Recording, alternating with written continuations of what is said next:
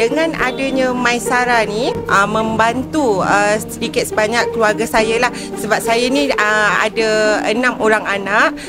Macam itu hari 2 hari lepas saya beli susu anak saya sebanyak 4 paket lah untuk 2 orang anak. Okay, terima kasih banyak-banyak. Dengan adanya Maisara ni memang sangat membantu keluarga saya. Bantuan ini kelebihannya boleh simpan wangnya di dalam sampai akhir tahun.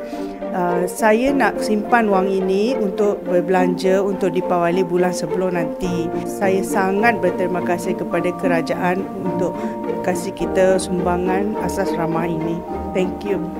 Maisara ni adalah sebagai satu inisiatif daripada kerajaan untuk membantu mereka yang memerlukan, khususnya miskin, ya, warga emas, ya, mereka yang tidak ada pilihan tetap. So, ini adalah satu usaha yang telah dilaksanakan oleh kerajaan untuk memastikan bahawa sebarang kenaikan harga barang melalui inflasi ini, ya, tiap tahun ada berlaku inflasi ini, ya, maka SARA inilah berperanan untuk menampung kekurangan yang ada pada mereka ini, ya.